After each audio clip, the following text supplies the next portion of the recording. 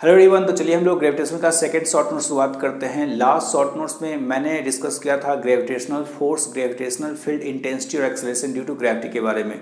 तो इस वीडियो में मैं डिस्कस करने वाला हूँ ग्रेविटेशनल पोटेंशियल एनर्जी और ग्रेविटेशनल पोटेंशियल के बारे में। तो चलिए हम लोग शुरुआत करते हैं। शुरुआत करने से पहले मैं आपको बता दूँ कि मैं हर शॉर्ट नोट्स में मेरा एम ये रहता है कि आप जो भी पॉइंट्स इसमें मेंशन किया जाए उसके अराउंड आपको इन्फॉर्मेशन अच्छी तरह से होनी चाहिए, तो इस बात का आप ध्यान रखेंगे। तो चलिए हम लोग शुरुआत करते हैं। सबसे पहले हम लोग का है ग्रेविटेशनल पोटेंशियल एनर्जी। तो आपको पता है ग्रेविटेशनल फोर्स कंजर्वेटिव फोर्स होता है, तो इसीलिए हम लोग उस केस में ग्रेविटेशनल पोटेंशियल एनर्जी डिफाइन करते हैं। और ग्रेविटेशनल पोटेंशियल एनर्जी दो बॉडीज के बीच का, अगर दो मासी बॉडीज के बीच का अगर डिस्टेंस आर हो तो gravitational potential energy minus Gm1m2/r होता है। माइनस इसलिए आता है क्योंकि फोर्सेज जो होते हैं अट्रैक्टिव होते हैं, तो अट्रैक्टिव फोर्सेज के केस में हम लोग का जो पोटेंशियल एनर्जी होता है वो नेगेटिव आता है। क्वेश्चंस जो आपसे इस टाइप में आपसे क्वेश्चन पूछा करेगा, बहुत सारे क्वेश्चन होते हैं। ट्रायंगुलर पे एक ट्रायंगल के वर्टिसेस पे आपका मास दिया रहता है, आपसे पूछता है कि कितना पोटेंशियल एनर्जी है, या आपको बोलता है कि आपको कितना वर्क करना पड़ेगा सारे मासेस को दूर करने में या सारे मासेस के बीच का डिस्टेंस बढ़ाने में। याद रखिए क्वेश्चंस को। तो इसलिए मैंने एग्जाम्पल में एक लिया है कि अगर सपोज कीजिए कि एक रेक्टेंगल दे आपको और इस रेक्टेंगल पे पूछा जाए कि अगर आप इस रेक्टेंगल का साइज चेंज करते हैं, मोस्ट ऑफ द टाइम वो क्या करता है कि अभी साइड्स का डिस्टेंस a है, सारे मासेस को सेपरेट कर डिस्टेंस 2a कर देता है। तो उस केस में पूछा करता है कि कितना work done by external agent होगा। तो आपको पोटेंशियल एनर्जी कैलकुलेट करने आना चाहिए। जो work done by external agent होता है, final potential energy minus initial potential energy, मतलब होता है चेंजिंग पोटेंशियल एनर्जी के बराबर। याद रखिए आपको यहाँ जो टोटल पेयर होते हैं, जो मासेस का पेयर होता है, अगर आपको पोटेंशियल एनर्जी लिखना है तो 4 मासेस के बीच का डिस्टेंस a है और 2 मासेस के बीच का डिस्टेंस √2a है, तो उसके अकॉर्डिंग आप लिखेंगे। ठीक है, चलिए हम लोग नेक्स्ट बात में आते हैं। नेक्स्ट में आपको ये दिया हुआ है कि ऐसे क्वेश्चन पूछा करता है कि 2 m1 और m2 मास दिया है। ये सारे क्वेश्चन में पोटेंशियल ग्रेविटेशनल पोटेंशियल एनर्जी में जो क्वेश्चंस पूछे जाते हैं उसके बेस से बता रहा हूँ। आपसे पूछा करता है कि 2 मासी बॉडीज है, अगर दोनों को हम लोग छोड़ दें तो उस केस में दोनों अट्रैक्टिव फोर्स के कारण अप्रोच करना शुरू कर देंगे। तो आपसे पूछा करता है कि अगर दोनों के बीच का डिस्टेंस आधा हो जाए या कोई भी डिस्टेंस दे देगा आपको, तो दोनों के डिस्टेंस कमने के बाद कुछ देर बाद दोनों का स्पीड कितना होगा। तो याद रखना है आपका एक्सटर्नल फोर्स 0 है तो मोमेंटम जो होगा आपका सिस्टम का कंजर्व होगा। मोमेंटम कंजर्व होने के कारण आपको एक इक्वेशन यहाँ मिलेगा, यहाँ से आपको V1 और V2 में रिलेशन आ जाएगा, जो कि दोनों आपको निकालना होगा। और उसके बाद आपको क्या करना है, कंजर्वेशन ऑफ एनर्जी लगा देना है। उसके बाद क्या करना है आपको, conservation of energy, initial potential plus kinetic is equal to final potential plus final kinetic. आप कंजर्वेशन ऑफ एनर्जी लगाने के लिए क्या करेंगे, इनिशियल का डिस्टेंस r1 हो तो minus Gm1m2/r1, kinetic energy initial आपका 0 है, इज इक्वल टू फाइनल में अगर डिस्टेंस आपका घटकर r2 हो जाता है तो minus Gm1m2/r2 plus kinetic energy final में आपको दोनों का काइनेटिक एनर्जी लिखना है हाफ m1v1² और दूसरे का हाफ m2v2²। आप v1 या v2 को यहाँ से रिप्लेस कर दीजिए, आपका वैल्यू वेलोसिटी निकल जाएगा। फिर आपका आता है ग्रेविटेशनल पोटेंशियल। तो ग्रेविटेशनल पोटेंशियल क्या होता है आपका, potential energy per unit mass, gravitational potential energy per unit mass, right. तो जो v होता है potential energy per unit mass, जो पॉइंट मास के कारण आता है ग्रेविटेशनल पोटेंशियल होता है माइनस Gm/r। आपका m2 1 हो चुका है, 1 kg या यूनिट मास हो चुका है, तो Gm/r ये पॉइंट मास के कारण होगा।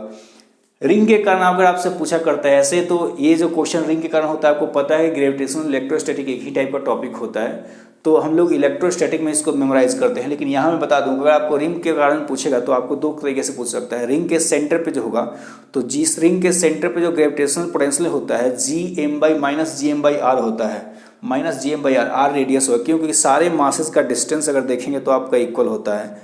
रिंग के सेंटर से सारे मासेस का डिस्टेंस इक्वल है तो माइनस Gm/r होगा। वही अगर आप एक्सिस पे x डिस्टेंस पे निकालते हैं, तो अगर ये आपका रिंग हो चुका है और रिंग के एक्सिस पे अगर आपको इस पॉइंट पे ग्रेविटेशनल पोटेंशियल निकालना है, तो आपको पता है कि इस पॉइंट से सारे मासेस का डिस्टेंस जो होगा √r² प्लस x² होगा। जो ये डिस्टेंस होगा आपका √r² प्लस क्या होगा, x² होगा। जो पोटेंशियल एनर्जी यहाँ पर हो जाएगा माइनस Gm/ जो डिस्टेंस है माइनस जो डिस्टेंस है आपका √r² प्लस क्या हो जाएगा, x² हो जाएगा, राइट।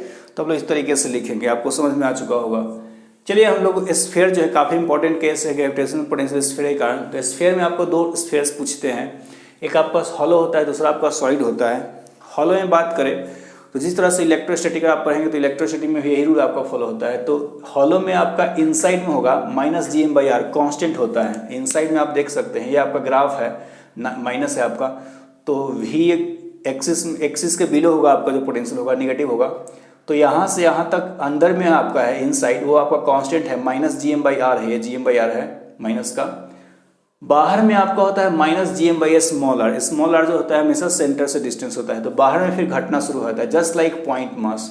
तो ये जो वैल्यू है एग्जैक्टली पॉइंट मास के जैसा ही होता है। देखिए पॉइंट मास के कारण -Gm/r होता है, तो बाहर में आपका वेरी करता है पॉइंट मास के जैसा हॉलो स्फीयर के कारण, और अंदर में जो होता है वो कांस्टेंट होता है, वो जो होता है वैल्यू -Gm/R। कैपिटल R जो होता है स्फीयर का रेडियस होता है, इसको ध्यान रखेंगे। अगर हम लोग सॉलिड स्फीयर की बात करें तो सॉलिड स्फीयर में जो इनसाइड होता है आपका काफ़ी कॉम्प्लिकेटेड फार्मूला है, -Gm/2r³ into 3r² minus small r square. Small r square centre से डिस्टेंस होता है, हमेशा रखिएगा स्मॉल r स्क्वायर के पास सेंटर से डिस्टेंस होगा, कैपिटल R जो होगा आपका स्फीयर का रेडियस होगा। तो 3r² minus small r square divide by 2r³, जो आउटसाइड में होता है वो -Gm/s small r, just like hollow sphere है बोले पॉइंट मास। तो बाहर में जो फार्मूला है वो सेम है सबके लिए, पॉइंट मास हो हॉलो स्फीयर और सॉलिड स्फीयर, बस डिफरेंस आपका अंदर में होता है। जो अंदर में आपसे पूछा करता है कि ये जो वैल्यू है वो पैराबोलिकली शेप होता है, जो अंदर में पोटेंशियल ग्राफ होता है वो पैराबोलिक होता है, ये आपको ध्यान रखना है। और जो बाहर में होता है 1/x, y is equal to 1/x जो होता है वो सॉलिड, वो आपका हाइपरबोलिक होता है, वो आपका शेप जो होता है वो हाइपरबोलिक शेप होता है, राइट। तो आप इसको ध्यान रखेंगे। देखिए याद करने का इसमें दो वैल्यूज काफ़ी इंपॉर्टेंट है, तो आप ऐसे याद रख सकते हैं कि जब आपका सरफेस पे निकालना हो इस फार्मूले से, अगर आपको सरफेस पे निकालना हो तो सरफेस पे आप इस फार्मूले से निकालें या इस फार्मूले से निकालें, दोनों फार्मूला आपका वैलिड है, क्योंकि जो सरफेस है एग्जैक्टली मिडिल पॉइंट, एग्जैक्टली जो है वो सरफेस का पॉइंट वो बाहर वाले फार्मूले से भी कैलकुलेट होगा और अंदर वाले फार्मूले से भी कैलकुलेट होगा, जिसमें आपको स्मॉल r का वैल्यू कैपिटल R पुट करना है। तो अगर हम लोग स्मॉल r का वैल्यू कैपिटल R पुट करें तो आपका सरफेस पे आएगा, तो आप देख सकते हैं 3r² minus r capital R square, 2r² 2 cancel होगा तो -Gm/r, -Gm क्या होगा r। यहाँ से भी अगर आप स्मॉल r का वैल्यू कैपिटल R पुट करते हैं तो आएगा आपका -Gm/R, मतलब दोनों फार्मूले से सेम आ रहा है, ठीक है। तो ऐसे आप कैच करेंगे अगर एग्जाम में आपको ऑप्शन देगा। एक और होता है कि जो सेंटर पे जो पोटेंशियल होता है वो सरफेस के 1.5 गुना होता है, 1.5 टाइम्स, और you can say 3/2 times, right. तो अगर आपका ये वैल्यू आपको याद रखना है, ये वैल्यू आपका जरूरत आता है, क्वेश्चंस में काफ़ी पूछे जाते हैं। तो अगर आपको सेंटर पे निकालना है तो r का वैल्यू आप 0 पुट कर दीजिए यहाँ पर इनसाइड वाले फार्मूले में। तो अगर हम लोग r का वैल्यू 0 पुट करते हैं आपका तो आ जाएगा, यू कैन सी ये आपका 3r²/2r³ 3/2 आ रहा है, 3/2 मतलब 1.5 गुना होगा। तो सेंटर पे जो होता है सरफेस के कंपैरिजन में 1.5 गुना होता है पोटेंशियल, सेंटर पे सरफेस से 1.5 गुना होता है आपका पोटेंशियल का वैल्यू, राइट। ये आपको ध्यान रखना है। तो इस तरह से आपको हॉलो और सॉलिड का वैल्यू याद रहना चाहिए। चलिए हम लोग अब relation between gravitational field intensity and gravitational potential, E जो होता है ग्रेविटेशनल फील्ड इंटेंसिटी और भी जो होता है ग्रेविटेशनल पोटेंशियल, ये जो फार्मूला है हम लोग का इलेक्ट्रोस्टैटिक में इस टाइप का आता है। तो दोनों जगह सेम ही है, क्योंकि आपका पोटेंशियल और फील्ड दोनों जो है इलेक्ट्रोस्टैटिक का भी कॉन्सेप्ट है, जहाँ जहाँ भी आपका कंजर्वेटिव फोर्स है, वर्क पावर एनर्जी में भी आपको इस टाइप का फार्मूला मिलेगा। तो सिंपल सा है कि E इज इक्वल टू जो होता है -dv/dr होता है, इसको हम लोग वेक्टर डिफरेंशिएशन बोलते हैं। आप सिंपली डिफरेंशिएशन याद रखिए। तो अगर पोटेंशियल का वैल्यू, अगर आपका पोटेंशियल का वैल्यू r के फॉर्म में हो, सपोज कीजिए कि पोटेंशियल का वैल्यू हो 3r² - 2r, और आपसे पूछे कि what is the value of electric field, तो और कुछ नहीं करना है आपको, dv/dr, don't forget to put minus sign, तो आपको हो जाएगा 6r - 2, ये कितना हो जाएगा आपका 6r - 2 हो जाएगा, राइट। तो ये अगर r के फॉर्म में, अगर पोटेंशियल जो है r के फॉर्म में दिया हुआ है तो बिल्कुल आसान है, आप डिफरेंशिएट कर दीजिए, माइनस साइन पुट कर दीजिए, डिफरेंशिएट कर दीजिए और माइनस साइन पुट कर दीजिए, राइट। r का वैल्यू आप पुट कर दीजिए, आपको डिफरेंट पॉइंट्स पे ग्रेविटेशनल फील्ड इंटेंसिटी का वैल्यू मिलता जाएगा, राइट। लेकिन अगर कभी कभी क्या करता है, को v का वैल्यू r में नहीं देकर, r डिस्टेंस के फॉर्म में नहीं देकर वो xyz में देता है। तो अगर xyz में देता है तो पार्शियल डिफरेंशिएशन आपको करना होता है, 3x² अगर y दे और z भी दे सकता है आपको, तो इसको आपको डिफ्रेंशिएट कुछ अलग तरीका होता है, आपको सॉरी माइनस साइन आप पुट करना ना भूलें। इस तरह से आपका इजेड भी कैलकुलेट हो सकता है, आप कंटिन्यू कर सकते हैं यहाँ पर। E Z equal to minus of D V by D Z. तो मैं क्या बोल रहा हूँ कि अगर आपको एक्स वाई जेड के फॉर्म में दे तो उस केस में क्या करें, इसको हम लोग पार्शियल डिफरेंशिएशन करते हैं। पार्शियल डिफरेंशिएशन कुछ खास मुश्किल है नहीं। आपको अगर D U by D X निकालना है तो इसको x को वेरिएबल मानना है और y जेड को कांस्टेंट मानना है, अगर y और z दोनों हो। तो सपोज कीजिए कि इस तरह से आपका, तो अगर आपका D V by D X निकालना हो, D V by D X जो कि ई एक्स होता है माइनस ऑफ, तो माइनस ऑफ अगर इसको आप x के फॉर्मेट x के रिस्पेक्ट में अगर आप डिफरेंशिएट करते हैं तो आपका जाएगा 3 टाइम्स ऑफ x का डिफरेंशिएशन 2x और y जेड को कांस्टेंट मानना है। y जेड को क्या मानना है, कांस्टेंट। अगर आप वही निकाल रहे हैं ex ey निकाल रहे हैं तो minus of D U by आपका डी वाई आता है जो कि माइनस ऑफ 3x स्क्वायर। अगर y के रिस्पेक्ट में आप डिफरेंशिएट करते हैं तो y आपका 1 हो जाएगा, z आपका यहीं बच जाएगा, राइट।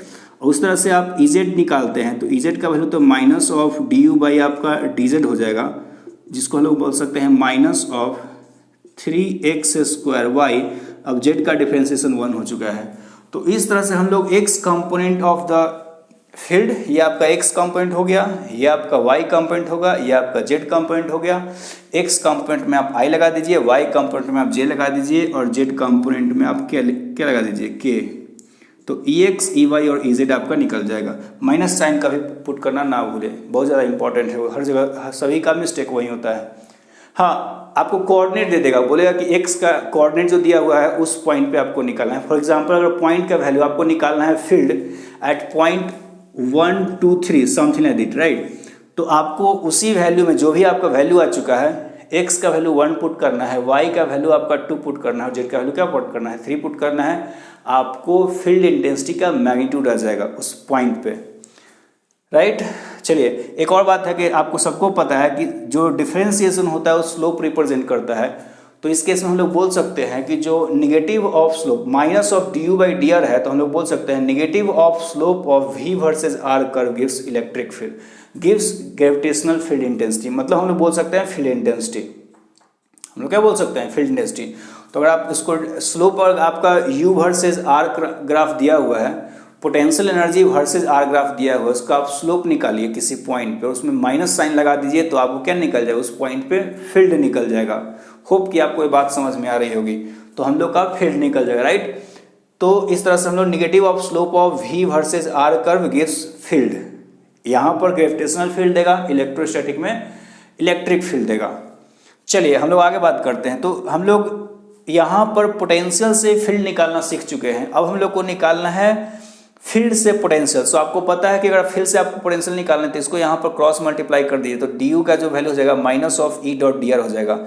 डी यू का जो वैल्यू होगा minus of E dot D R, और माइनस लाइन साइन लगाना नहीं भूले। तो डेल्टा जो वी हो जाएगा, इंटीग्रेशन आप रख लेंगे integration of E dot D R. तो जिस तरह से डिफरेंशिएशन ऑफ पोटेंशियल फील्ड दे रहा था, तो इंटीग्रेशन ऑफ फील्ड दे देगा, क्या दे देगा, पोटेंशियल डिफरेंस दे देगा, राइट। तो इस फॉर्मूले से हम लोग कैलकुलेट कर सकते हैं। क्वेश्चन काफ़ी आसान आता है आपका। ई का वैल्यू सपोज कीजिए कि ई का वैल्यू आपको दे दिया, बहुत जगह ऐसे करता है कि ई का वैल्यू बस एक एक्सिस में देगा आपका, तो ई का वैल्यू आपका देगा 2x i कैप, ठीक है।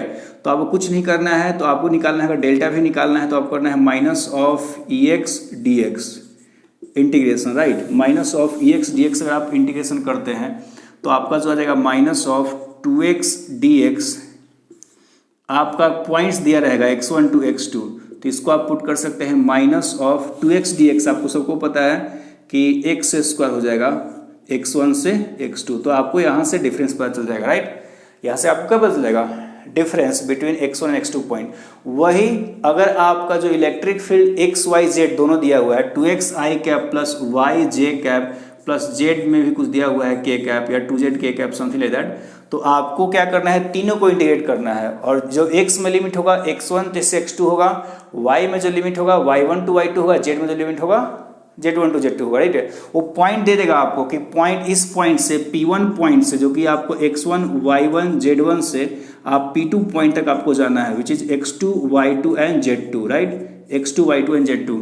तो आपको x में जो लिमिट पुट करना है x1 टू x2, y में y1 to y2 and z में z1 टू z2, ये आपको लिमिट पुट कर देना है। तो आपको पोटेंशियल डिफरेंस निकल जाएगा अगर आपका जो फील्ड दिया हुआ हो x y z तीनों कंपोनेंट दिया, लेकिन ऐसा रेयरली होता है आपका, खास करके मेडिकल में आपसे कभी नहीं पूछता। इंजीनियरिंग में कभी कभी आपका 2 फील्ड देता है, लेकिन वो दोनों फील्ड तीनों आपका रेयरली ही देता है। लेकिन तरीका बिल्कुल आसान है, जिस तरह से आप x में इंटीग्रेशन करते हैं वैसे यहाँ y को में करना है, वैसे z में करना है। जो लिमिट है x y z कोऑर्डिनेट में पुट कर देना है। चलिए हम लोग आगे मूव करते हैं। जो आगे आपका है एस्केप वेलोसिटी। अब एस्केप वेलोसिटी आपको सबको पता है कि एस्केप वेलोसिटी ऐसा होता है किसी भी प्लैनेट से मिनिमम स्पीड किसी बॉडी को कितना दिया जाए, किसी भी प्लैनेट से किसी भी बॉडी को मिनिमम स्पीड कितना दिया जाए ताकि वो बॉडी रिटर्न होकर नहीं आए, ताकि वो बॉडी क्या हो, रिटर्न नहीं होकर नहीं है। तो आपको मिनिमम स्पीड निकालना है जिससे आपको उसको थ्रो करना है। तो एक्चुअली होता क्या है कि आपको इतना वेलोसिटी देना होता है ताकि जब इनफाइनाइट पे पहुंचे, जब आप इन्फिनिटी पे आपका पहुंचे तो उसका वेलोसिटी कम से कम 0 हो जाए, जस्ट 0 उसके पास वेलोसिटी होना चाहिए। तो 0 वेलोसिटी से भी अगर वहाँ पहुँच जाता है तो स्केप कर जाएगा, राइट। तो ये आपका मिनिमम वेलोसिटी का क्राइटेरिया हुआ। लेकिन अब ध्यान रखिए कि कभी क्या होता है कि अगर आप एस्केप वेलोसिटी से ज़्यादा वेलोसिटी देंगे तो इन्फिनिटी पे पहुंचने के बाद भी उसके पास कुछ स्पीड होगा, इन्फिनिटी पे पहुंचने के बाद भी उसके पास कुछ स्पीड होगा। लेकिन वही अगर आप एस्केप वेलोसिटी से कम वेलोसिटी पे थ्रो करेंगे तो जो प्लैनेट होगा उसको फिर से पुल बैक कर लेगा, फिर से क्या कर लेगा। जैसे कि आप अर्थ से किसी बॉल को थ्रो करते हैं तो अगर ऑब्वियसली एस्केप वेलोसिटी आप नहीं दे पाते, तो अगर अर्थ से किसी बॉल को आप थ्रो करते हैं तो बॉल रिटर्न होकर आ जाता है क्योंकि आप एस्केप वेलोसिटी नहीं दिए। लेकिन अगर आप एस्केप वेलोसिटी देंगे तो बॉल कभी रिटर्न होकर नहीं आएगा। तो हम लोग शुरुआत करते हैं यहाँ पर। तो एस्केप वेलोसिटी का जो वैल्यू होता है 2gm/r² होता है। g जो होता है ऑब्वियसली ग्रेविटेशनल कांस्टेंट है। m जो है मास ऑफ प्लैनेट है, मास ऑफ बॉडीज नहीं, मास ऑफ प्लैनेट, जिस प्लैनेट से आप थ्रो कर रहे हैं। फॉर एग्जांपल अगर आप अर्थ का एस्केप वेलोसिटी निकालना है, किसी अर्थ पे अगर एस्केप वेलोसिटी आपको निकालना है तो जो m होगा वो अर्थ का मास होगा, जो r है वो प्लैनेट का रेडियस है। क्योंकि ऑब्वियस सी बात है हम लोग एस्केप वेलोसिटी सरफेस से ही हम लोग बॉल को थ्रो कर रहे हैं, किसी और पॉइंट से थ्रो करना होता है किसी हाइट से, तो वहाँ पर हम लोग को डिटेल में कंजर्वेशन ऑफ एनर्जी लगाना पड़ता है। जो तरीका जो है हम लोग का प्लैनेटरी जो तरीका जो है यूज होता है आपका वो सेटेलाइट में यूज होता है। तो हम लोग अर्थ से सरफेस से किसी बॉडी को थ्रो करते हैं तो आपको जो एस्केप वेलोसिटी होना चाहिए -gm/r² होना चाहिए, जो इसका वैल्यू तो √2gr भी होता है। क्योंकि सबको पता है कि जो g का वैल्यू होता है वो होता है आपका r² नहीं, यहाँ पर r होगा, सॉरी, ठीक है।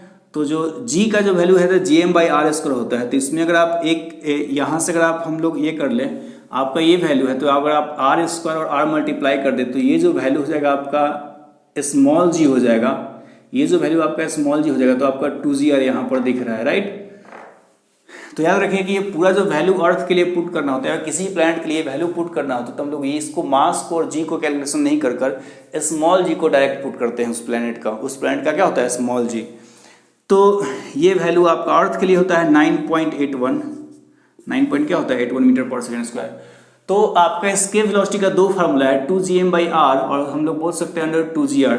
जो अर्थ के लिए आता है वेलोसिटी, अर्थ के लिए जो आता है एस्केप वेलोसिटी होता है आपका 8√2 किलोमीटर/सेकंड, 8√2 किलोमीटर/सेकंड जो होता है, और उसको हम लोग बोलते हैं आपका 11.4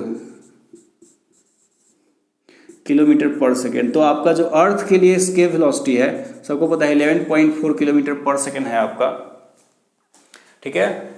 तो 8√2 किलोमीटर/सेकंड भी हम लोग बोल सकते हैं 11.4 किलोमीटर/सेकंड। वैल्यू काफ़ी ज़रूरत आता है हर जगह कैलकुलेशन करने में, तो इस तरह से हम निकाल सकते हैं। क्वेश्चन जो आता है वो काफ़ी इंटरेस्टिंग इसमें क्वेश्चन और काफ़ी बार पूछा जाता है। आपसे पूछा जाएगा अगर किसी प्लैनेट का मास दोगुना हो जाए, रेडियस आधा हो जाए वगैरह, आपको कुछ भी दे सकता है। ऐसा ही बोल सकता है कि डेंसिटी भी दे सकता है, अगर प्लैनेट का डेंसिटी दुगना हो जाए, रेडियस आधा हो जाए। तो आपको पता है कि हम लोग यहाँ पर मास को डेंसिटी में कैसे कन्वर्ट करते हैं। हम लोग ये जो तरीका है हम लोग ने सीखा है ग्रेविटी के टाइम, जब हम लोग लास्ट वीडियो में ग्रेविटी कैलकुलेट कर रहे थे।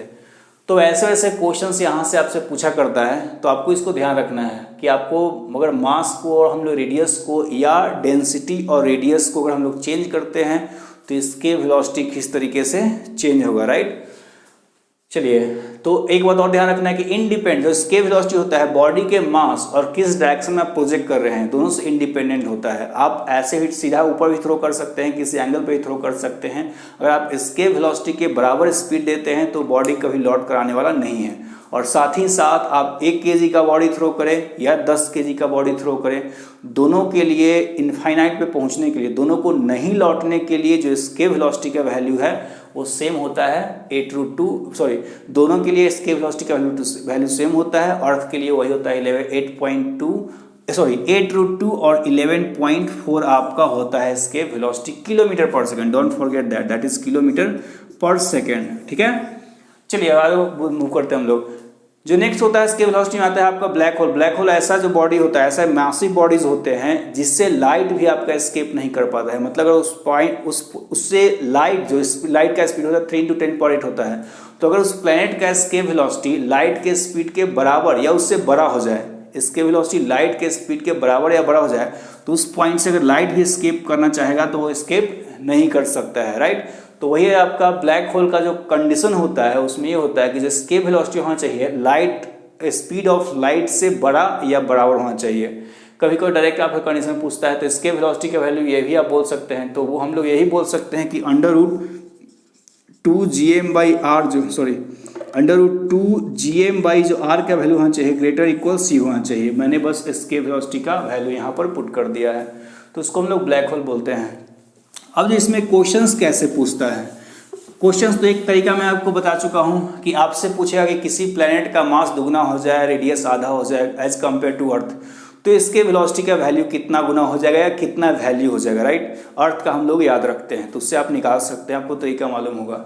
दूसरा क्वेश्चन ये पूछता है कि मान लिया कि अर्थ से या किसी प्लेनेट से, लेकिन हम लोग का इन जनरल अर्थ से बात करता है, बोलता ये है कि अगर हम लोग अर्थ से किसी बॉडी को थ्रो किए, एक केस में एक बात तो हम लोग को पता है कि अगर हम लोग बॉडी को अर्थ से थ्रो करते हैं एस्केप वेलोसिटी के बराबर वेलोसिटी से, एग्जैक्टली हम लोग एस्केप वेलोसिटी के बराबर स्पीड देते हैं, तो उस केस में वो नहीं लौट कर आएगा और जब इनफाइनाइट पे पहुंचेगा तो उस केस में उसके पास स्पीड 0 होगा। उस केस में उसके पास स्पीड क्या होगा, 0। लेकिन वही अगर हम लोग अर्थ से किसी बॉडी को थ्रो करते हैं कुछ कम वेलोसिटी से, एस्केप वेलोसिटी से कम उसके पास अगर स्पीड हो, तो उस केस में वो ऊपर जाएगा और रिटर्न होकर आएगा। तो आपसे पूछता है कि मैक्सिमम हाइट कितने तक जाएगा। लेकिन अगर वही आप बॉडी को एस्केप वेलोसिटी से ज़्यादा स्पीड देते हैं तो उस केस में वो इनफाइनाइट पहुंचेगा और उस केस में उसके पास इनफाइनाइट पे एक स्पीड भी होगा। इनफाइनाइट पे क्या होगा, एक स्पीड भी होगा। तो दो टाइप के क्वेश्चन यहाँ पर पूछा करता है। एक में आपका एस्केप वेलोसिटी से स्पीड कम देगा, दूसरे केस में एस्केप वेलोसिटी स्पीड ज़्यादा देगा। तो अगर आपको एस्केप वेलोसिटी से स्पीड कम देता है तो कुछ नहीं करना है, आपको क्या करना है, मैंने वही यहाँ लिख रहा है कि v0 से मैंने थ्रो किया है तो v0 का वैल्यू देखिए एस्केप वेलोसिटी का जो वैल्यू होता है √2gr होता है। ngr मैंने लिखा है कि अगर v0 का वैल्यू ngr हो, n का वैल्यू लेस देन 2 है, तो n का वैल्यू लेस देन 2 कहने का मतलब ये बोल रहा हूँ कि मैं जो स्पीड दे रहा हूँ वो 2gr √2gr से कम है। और अगर स्पीड आपका √2gr से कम है तो बॉडी एस्केप नहीं कर पाएगा और लौट कर आ जाएगा और आपसे पूछा जाएगा मैक्सिमम हाइट कितना होगा उसका। तो उस केस में आपको कंजर्वेशन ऑफ एनर्जी लगाना है अर्थ सरफेस पे आपका और उस मैक्सिमम हाइट पे। जब वो मैक्सिमम हाइट पे होगा तो उसके पास जो काइनेटिक एनर्जी होगा 0 हो जाएगा और पोटेंशियल एनर्जी होगा -GM1m2/r होगा, ठीक। तो आप कंजर्वेशन ऑफ एनर्जी लगाएंगे अर्थ सरफेस से और उस पॉइंट पे आपका एच मैक्स निकल जाएगा कितना हाइट तक जाएगा, राइट। इस क्वेश्चन को आप प्रैक्टिस कर लीजिएगा। लेकिन दूसरे केस में अगर वो देता है कि उसके पास जो स्पीड है, बॉडी के पास जो स्पीड है एस्केप से ज़्यादा है, तो सपोज कीजिए कि n का वैल्यू 2 से ज़्यादा हो तो एस्केप से ज़्यादा हो जाएगा, तो उस केस में आपसे पूछता है कि इंटरस्टेलर स्पीड, उसको हम लोग बोलते हैं। इंटरस्टेलर स्पीड कहने का मतलब जब वो काफ़ी दूर पहुंच जाएगा तो उसके पास कितना स्पीड होगा, ये आपसे पूछा करता है। तो उसके लिए एक्चुअली क्या है कि यहाँ तरीका काफ़ी शॉर्टकट है। आपको फिर से एक्चुअली कंजर्वेशन ऑफ एनर्जी लगाना है, यहाँ और यहाँ के बीच में कंजर्वेशन ऑफ एनर्जी लगाना है। आपको potential energy plus kinetic energy आप लिख सकते हैं क्योंकि आपको स्पीड दिया रहेगा √3gr 4gr, और यहाँ पर आपका पोटेंशियल एनर्जी 0 हो जाएगा जैसे वो इन्फिनिटी पहुँचेगा और काइनेटिक एनर्जी ½ वहाँ से आपका v निकल जाएगा। तो इसका तरीका बहुत शॉर्टकट है कि आपका जो इंटरस्टेलर स्पीड आता है √n-2 × gr आता है। इसको हम लोग यूज कैसे कर सकते हैं। फॉर एग्जांपल सपोज कीजिए कि आपने स्पीड थ्रो किया इसको √5gr से, तो जो इंटरस्टेलर स्पीड यहाँ पर पहुँचने के बाद जो इसके पास स्पीड होगा वो 5 में से आप 2 सब्ट्रैक्ट कर दिए, 2 इसका वाला 2 का सब्ट्रैक्ट कर देना है, तो 5 में से आप 2 सब्ट्रैक्ट कर दीजिए, 3GR हो जाएगा डायरेक्ट। इसी कारण से मैंने √n-2, बस आपको 2 सब्ट्रैक्ट करते जाना है ये वाला स्पीड। ये जैसे एक ट्रिक है, ऐसा कुछ लॉजिक नहीं है, बस एक ट्रिक है, कैलकुलेशन में इस तरह से वो वैल्यू सेट हो जाता है। तो इस वीडियो में इतना ही। नेक्स्ट वीडियो में नेक्स्ट पार्ट आपका सैटेलाइट को फिनिश करूंगा। तब तक के लिए thank you and bye bye.